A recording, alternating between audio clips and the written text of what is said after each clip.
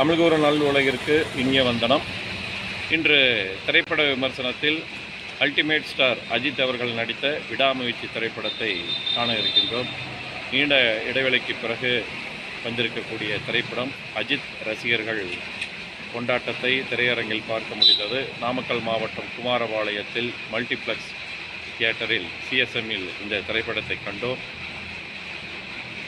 கதை அப்படின்னு பார்த்தீங்கன்னா, கருத்து வேறுபாடு காரணமாக கணவன் அஜித் குமாரும் மனைவி த்ரிஷா அவர்களும் பிரியும் தருவாயில் இறுதியாக ஒரு பயணம் மேற்கொள்ளும் நேரத்தில் அந்த பயணத்தில் ஏற்படக்கூடிய, குறிப்பாக அயல் நாட்டில் அஜர்பைஜான் நாட்டில் இவர்கள் வசிக்கிறார்கள்.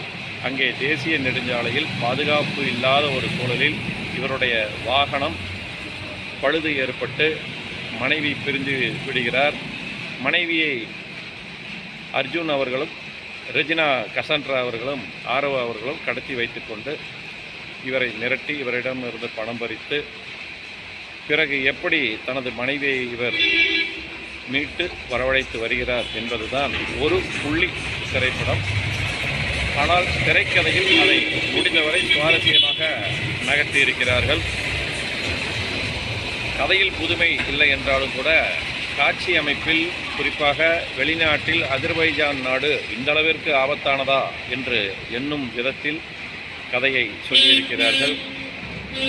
ஆரம்பத்தில் முதல் அரை மணி நேரம் படம் மிக மெதுவாக நகர்கிறது. குறிப்பாக இந்த ஃப்ளாஷ்பேக்னு சொல்லி நமக்கு கொஞ்சம் குழப்பத்தை ஏற்படுத்துகிற மாதிரி 3 வருஷத்துக்கு முன்னாடி, 10 வருஷத்துக்கு முன்னாடி, 12 வருஷத்துக்கு முன்னாடி இப்படிங்கும்போது கொஞ்சம் தடுமாற்றம் வருது. அதை இன்னும் கொஞ்சம் சுருக்கி ஒரே ஃப்ளோவில் வச்சுருந்தாங்கன்னா ரொம்ப நல்லா இருந்திருக்கும். இடைவேளைக்கு அப்புறம் ஒரு சிலர் ரொம்ப ரசித்தாங்க, ஒரு சிலர் பழக்கமாக இருக்கிற மாதிரி நினச்சாங்க. ஆனாலும் ஒன் மேன் ஆர்மியாக எப்படி அந்த ஒரு பெண்களை கடத்தக்கூடிய மாஃபியா கும்பலை இவர் எதிர்கொண்டு அவர்களை வீழ்த்தி மனைவியை மீட்டு வருகிறார் என்பதை காட்சிப்படுத்தி இருக்கிறார்கள். அஜித் ரசிகர்களுக்கு இந்த படம் பிடிக்கும். அஜித் குமார் அவர்களை பார்த்து மிக நீண்ட நாட்கள் திரையில் ஆகிவிட்டது என்று எண்ணுபவர்கள் தாராளமாக இந்த படத்திற்கு சென்று ரசிக்கலாம்.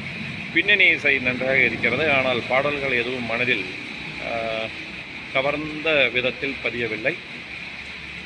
மகிழ் திருமேனி அவர்கள் மீகாமன் படத்தில் தனி முத்திரை பதித்தார். இந்த படத்தில் அதில் ஓரளவு சாதித்து இருக்கிறார் என்று கூறலாம். மீண்டும் நமது ஆல் மூவிஸ் ரிவ்யூ சேனலில் அடுத்த திரைப்படத்திற்கான விமர்சனத்தை காண்போம். நன்றி, வணக்கம்.